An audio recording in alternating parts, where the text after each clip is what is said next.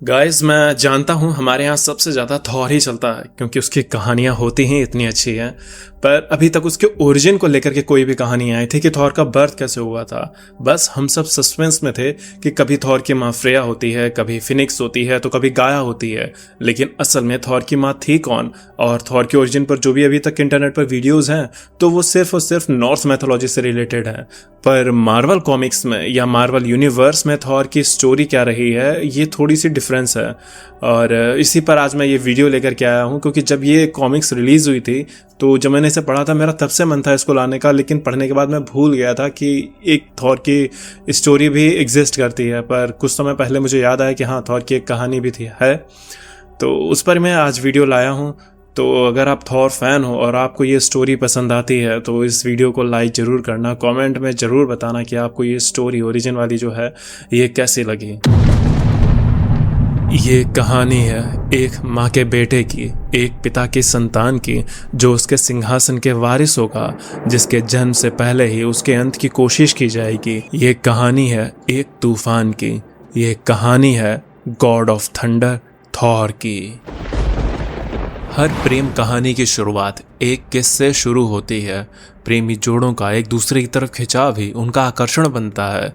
ये कहानी थी योतुनहाइम के राजा लॉफी और संक्रमण की जननी यानी मदर हाइव की, जो ऐसी दुनिया से आई थी जिसे हम नेगेटिव जोन के नाम से जानते हैं। इन दोनों के प्रेम का परवान ऐसा चढ़ा जिससे शायद दुनिया बर्बाद होने वाली थी, क्योंकि हाइव एक विनाशकारी औरत थी।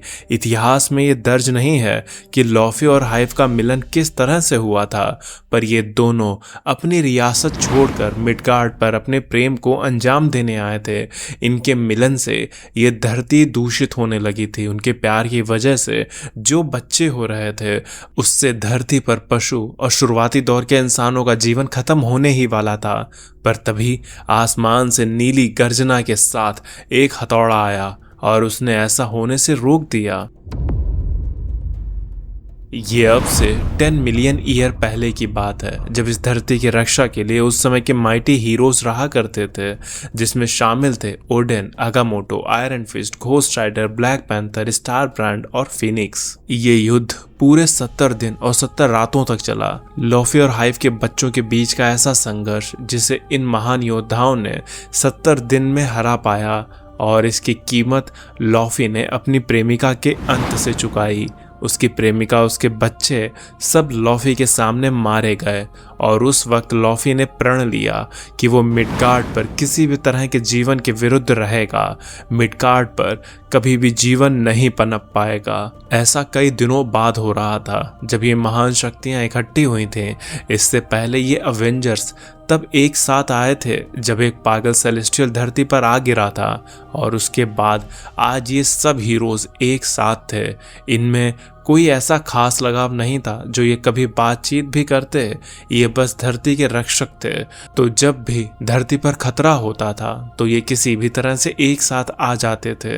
पर इस बार जो जंग उन्होंने लड़ी वो साधारण जंग नहीं थी, क्योंकि इसमें उन्होंने अपने एक साथी ब्लैक पैंथर को खो दिया था।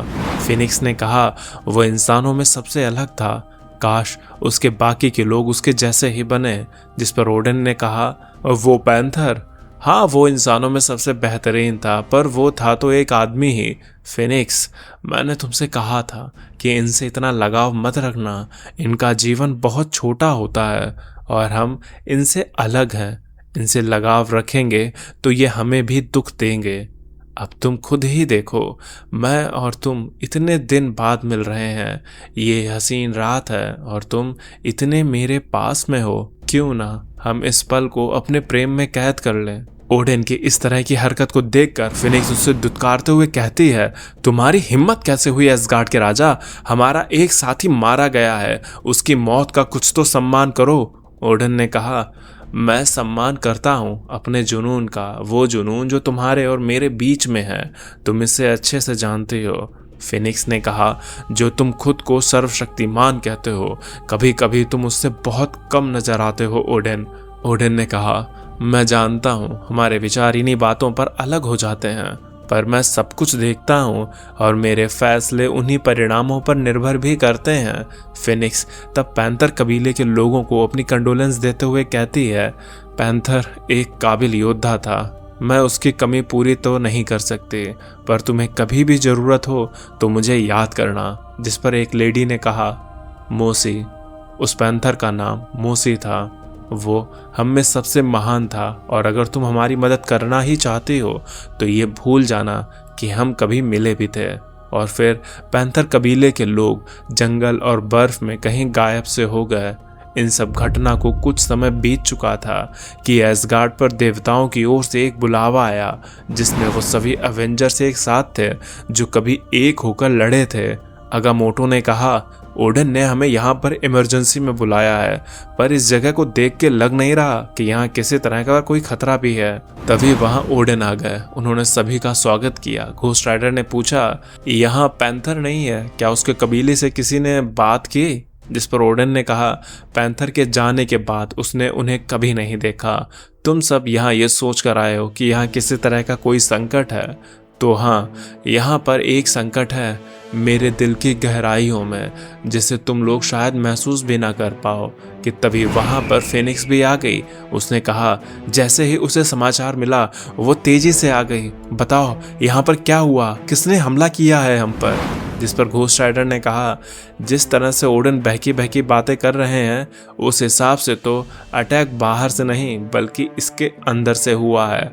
आयरन फिस्ट ने भी कहा, तुमने हमें यहाँ पर मिडगार्ड से बुलाया है, जिस वजह से वो अब असुरक्षित है, इसलिए हमें यहाँ बुलाने का सही कारण बताओ ओडन। ओडन ने कहा, मैं बताऊंगा, मैं तुम सबको अपना कारण बताऊंगा। हमने मिलकर अर्थ को ना जाने कितनी बार बचाया है, जिसका वो शायद हकदार भी नहीं थे, पर हम सब यहाँ एक महान पुरस्कार के लिए इकट्ठा हुए हैं, और वो है प्रेम। इधर आओ लेडी फिनिक्स, आज तुम्हारा शादी का दिन है। ओडन, जो कि शादी के जश्न में डूबा था, वहीं फिनिक्स कुछ हैरान थे। वो अभी इसके लिए तैयार नहीं थे।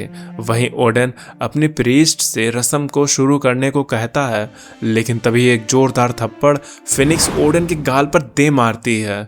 क्या तुम पागल हो ओडन? ये किस तरह का बेहुदा हरकत है?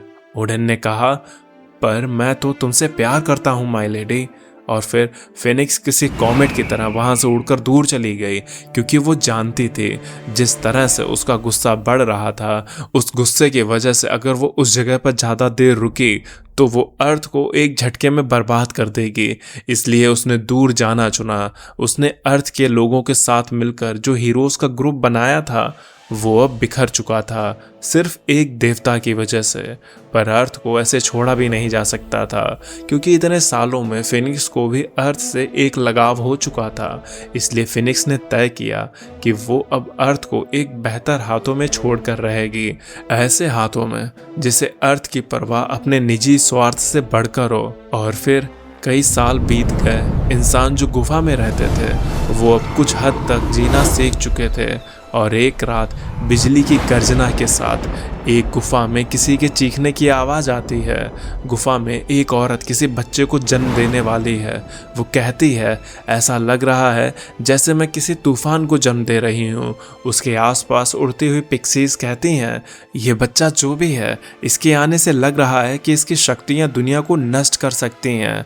तभी वहाँ पर अगामोटो आता है। वो कहता है, मदर अर्थ गाया, मैंने ये देखा था अपनी शक्तियों से भविष्य की एक झलक में, इसलिए मैं तुरंत ही आ गया। मैं अपनी शक्ति से आपके इस दर्द को कुछ कम तो जरूर कर सकता हूँ। यानी ये लेडी कोई और नहीं बल्कि गाया थी। और सिर्फ आगामोटो ही नहीं था जिसने इस परिवर्तन को महसूस किया था। घोस्ट राइडर और स्टार ब्रांड भी समझ चुके थे कि महान शक्ति इस धरती पर जन्म लेने वाली है। इसलिए वो भी अब उसी ओर जा रहे थे जहां गाया एक बच्चे को जन्म देने वाली थी।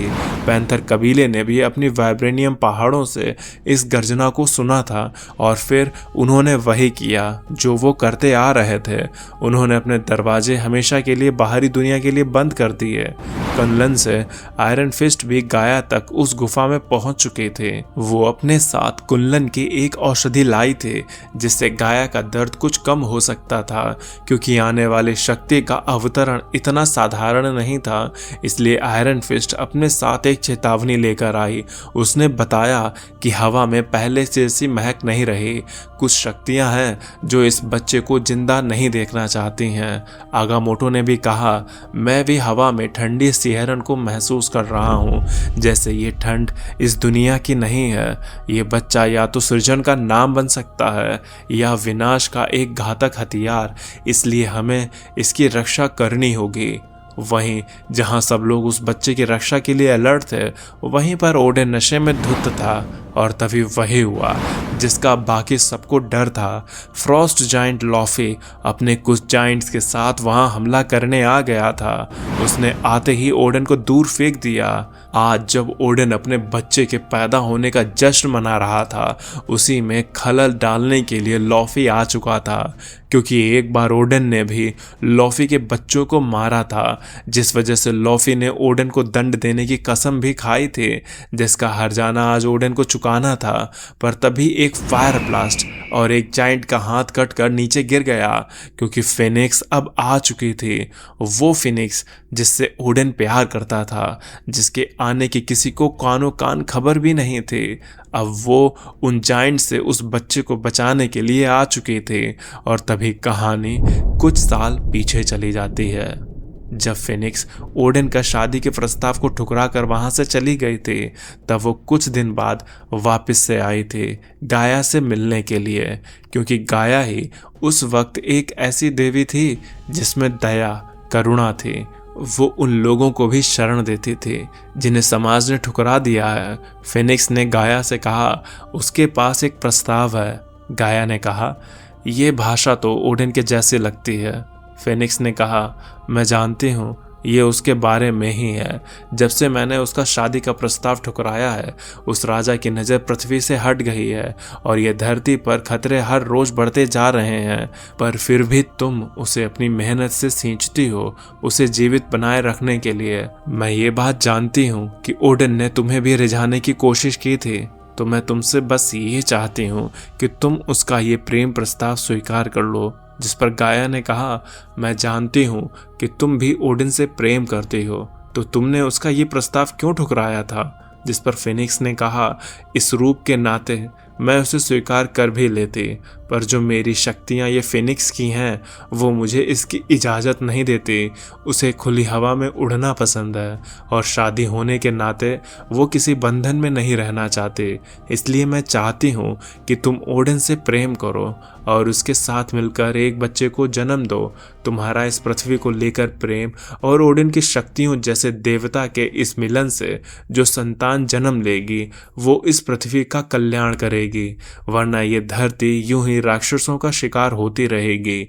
गाया को भी ये चीज समझ आती है और वो फिनिक्स के इस प्रस्ताव को स्वीकार कर लेती है। और अब वो पल आ चुका था जब गाया ने ओडेन के उस बेटे को जन्म दे दिया, पर इस बच्चे की किस्मत में कुछ और ही था। जैसे ही वो पैदा हुआ, उसे मारने की साजिश लॉफी के द्वारा रची जा चुकी थी। आगामोटो अपनी शक्तियों से लॉफी को रोकने में लगा हुआ था। पिक्सीज भी गाया को उठाकर वहां से उसे ले जाने की कोशिश कर रही थी, क्योंकि गाया अगर ज्यादा देर यहाँ पर रुकेगी तो माँ और बच्चे दोनों को खतरा हो सकता है। और तभी लॉफी ने हमला किया, जिसका बार सीधा फिनिक्स ने झेला। अगर वो इस हमले को ना रोकती तो उस बर्फीले तलवार के हमले से माँ और बच्चे तुरंत ही मर जाते।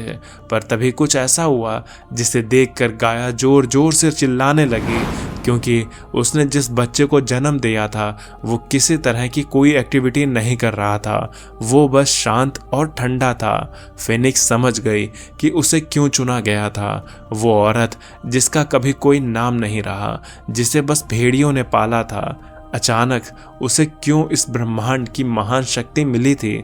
और फिर फिनिक्स उस बच्चे को लेकर सीधा आसमान की तरफ उड़ जाती है। उसकी आंखों में आंसू थे। लोग तो कहते हैं कि फिनिक्स तबाही की देवी है, पर ऐसा भी कहा जाता है कि जब किसी फिनिक्स का आंसू किसी के लिए गिरता है तो वो सिर्फ आंसू नहीं होता, उसमें जीवन फूंकने की शक्ति भी होती है। और तब फिनिक्स ने अपनी विनाशकारी शक्तियों के बजाय जीवन प्रदान शक्तियों से उस बच्चे में जान फूंकी और फिर फिनिक्स की गोद में उस बच्चे ने पहली बार सांस ली जिसमें अग्नि शामिल थी। और बच्चे का स्वागत करने के लिए वहां पर गर्जना हुई बिजली की, जो उस बच्चे की दूसरी सांस थी। उस बच्चे ने बिजली को ऐसे छुआ जैसे ये उसी की बिजली थी। और तब फिनिक्स ने उस बच्चे को नाम दिया थॉर। हाँ, ये वही थॉर था जिसके जन्मोत्सव कई दिनों तक मनाया गया, जिसके पैदा होते ही उसे मारने की साजिश की गई। और जब फिनिक्स ने थॉर को उसकी मां गाया के हाथों में सौंपा तो ओडेन का गुस्सा उस पर फूट पड़ा। उसने तुरंत फिनिक्स को वहां से जाने को कहा और अपने बच्चे के साथ खुद को एसगार्ड पर जाने की तैयारी करने लगा। पर फिनिक्स उस बच्चे को बढ़ता हुआ देखना चाहती थी, इसलिए वो तब तक वहां पर रुके जब तक ओडेन उस बच्चे को लेकर वहां से चले नहीं गए। और फिर फिनिक्स वहां से आकाश की ओर उड़ गई, क्योंकि उसे समझ आ गया था कि आने वाले समय में यही बच्चा अर्थ का सबसे महान नायक होगा, जिसमें उसकी मां गाया की पृथ्वी को लेकर करुणा का भाग भी है और अपने पिता ओडेन की तरह महान योद्धा का गुण भी है। और इस तरह से थॉर के जन्म की ये कहानी है, जिसमें उसे पैदा तो किया गाया ने था, लेकिन उसमें जान फूंकी थी फिनिक्स ने। और इसी तरह से दोनों ही थॉर की माँ है। तो गाइज, आज से पहले क्या आपने थॉर के ओरिजिन की ऐसी कोई स्टोरी देखी थी? नहीं देखी होगी, क्योंकि ये आई ही नहीं थी। और हिंदी चैनल में मैं ही एक ऐसा हूँ जिसने थॉर के ओरिजिन पर ये पहली वीडियो बनाई है। तो अगर आपको ये वीडियो और ये कहानी पसंद आई है तो वीडियो को लाइक करना, मेरे चैनल पर नए हो तो सब्सक्राइब कर लेना। तो अब मैं चलता हूँ, आप मेरी बाकी की वीडियोज़ एंजॉय करें और खुश रहें।